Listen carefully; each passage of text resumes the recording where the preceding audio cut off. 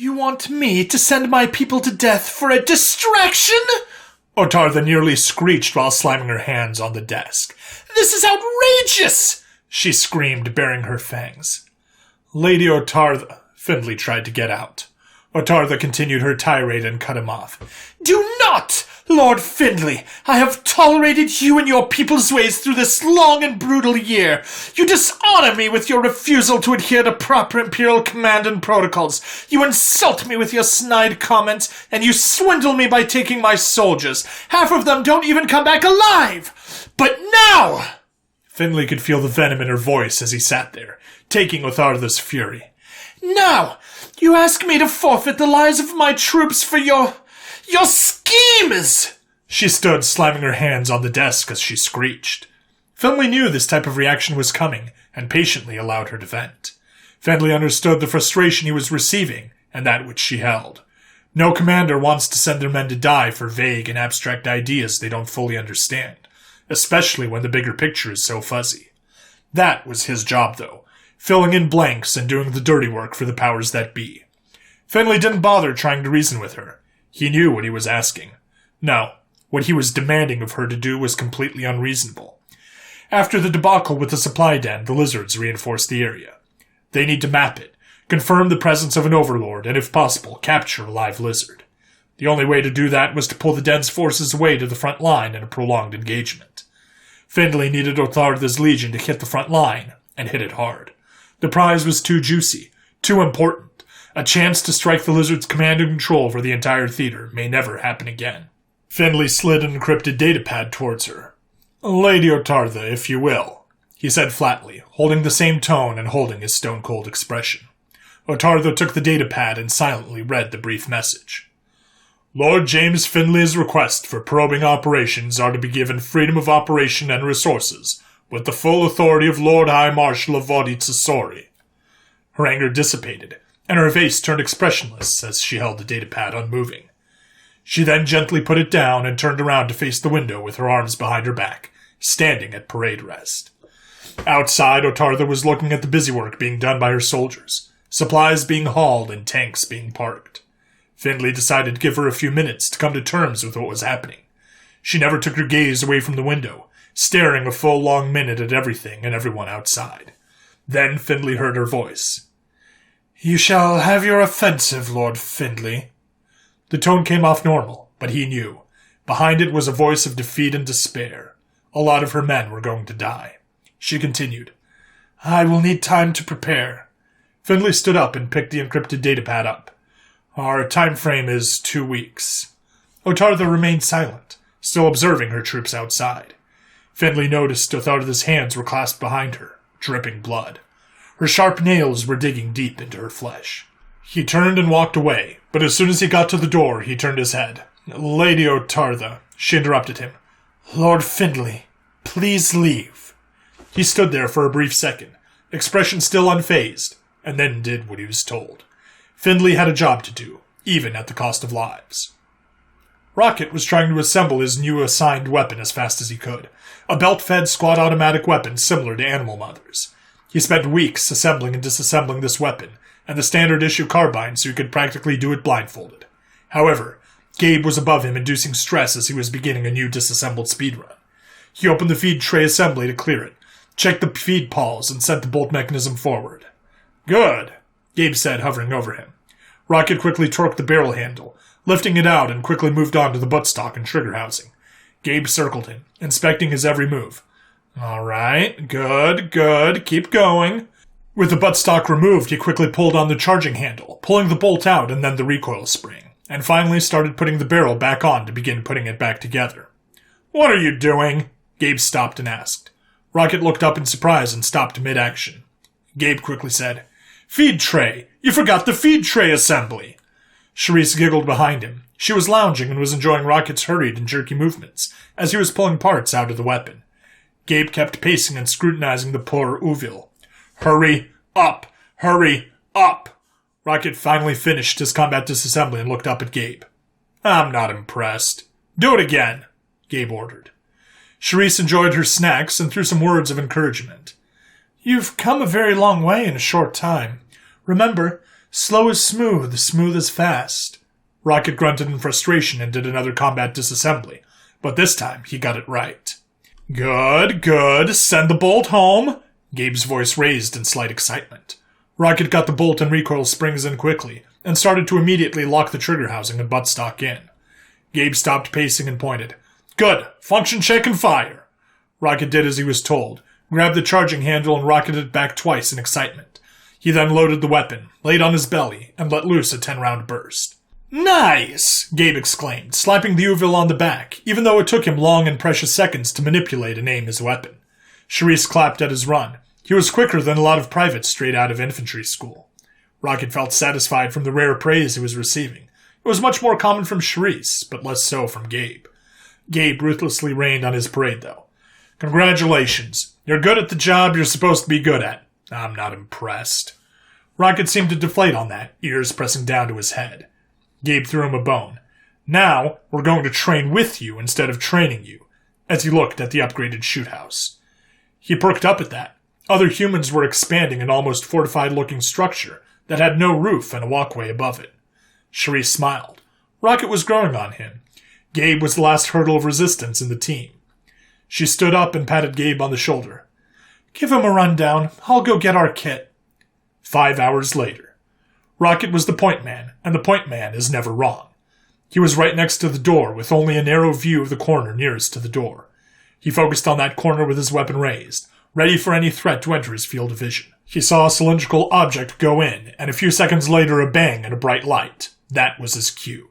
He immediately, but smoothly, shifted to expand the view of the room, making sure no one was in the middle of it until he reached the other side. This was called pieing, where you take each section of the room like a pie, and work your way around until it's clear of threats, only exposing yourself to one slice of the pie, or room, at a time. A lizard stood in the middle, temporarily disoriented by the bright flash and deafening blast. Rocket oriented his weapon and aimed. Crack, crack, crack, crack! The Scourge crumpled to the ground as he took 4 rounds to the chest.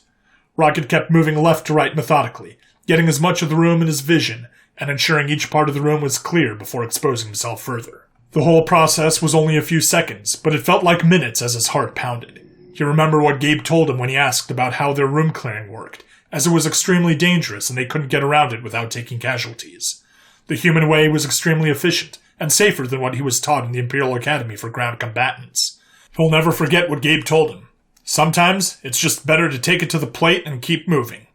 Rocket brought the buttstock of his weapon under his armpit, with the barrel still pointed forward towards potential enemies, but tilted upward as he navigated his weapon through the doorframe. He remembered the mantra, the point man is never wrong. On entry, he immediately turned left to the blind spot on the corner of the room, and snapped the weapon forward and drove it into his shoulder as he pointed it to his point of domination. His team depended on him to make sure he focused on the sector of the room he decided on, and neutralized everyone there. Another Scourge, standing in the room's blind spot, still reacting to the flashbang that just went off. Rocket registered the threat and oriented his weapon towards the Scourge. Crack, crack, crack, crack, crack, crack! He kept pushing forward as he pumped round after round into the Scourge. He trusted his team to handle every threat he couldn't react to, just as they trusted him to handle any threats they couldn't react to. Because the point man is never wrong. Crack, crack, crack, crack, crack! The shots directly behind him told that his teammate were just milliseconds behind him, shooting the Scourge in the other corner they couldn't see from outside the door. Char was directly behind him. They both flowed through the room like a violent torrent. Rocket swung his weapon to the middle of the room and made sure all combatants in the room were dead, giving them an extra round in the head. Bzzz! Fucking phenomenal! Gabe said above him on the scaffolding. A buzzer sounded and the enemies blanked out of existence. Char and Rocket put their weapons on safe and took off their ear protection. You did amazing! You flowed beautifully! Charisse praised as her weapon dangled in front of her chest. Rocket was flustered. Both of them praised him at the same time? He looked towards Gabe. He knew he was nowhere near as fast as them. What took him a few seconds to do took them milliseconds. It was terrifying to behold. How did I do, Gabriel? Rocket asked.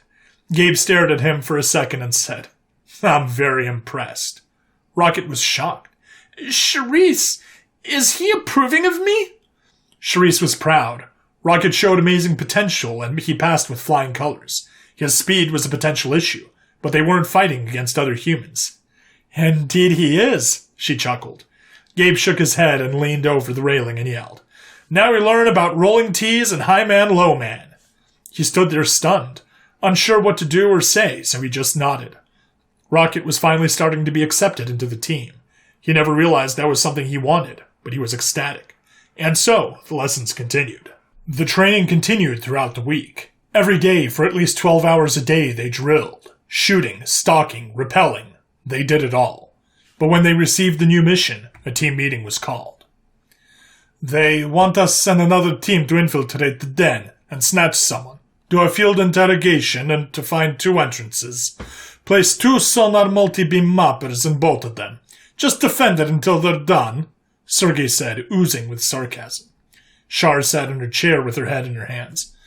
"I told you they were trying to kill us." Gabe put his hand on Shar's shoulder and said, "But wait, you're forgetting the best part. They're going to launch a full offensive just to draw the fuckers out. I hope to God that enough of them leave to not overrun us." Barbecue also sat on a chair, but he was leaning back with arms dangling to the side as he stared at the ceiling. "Those mappers are going to alert everyone in the damn den. They're loud as fuck." Bo added, "They're heavy as fuck." "They're sensitive as fuck, too. We can't disturb them as they do their thing." Sergei topped it off. Shar looked at Sergei. "How long do we have to protect those things?"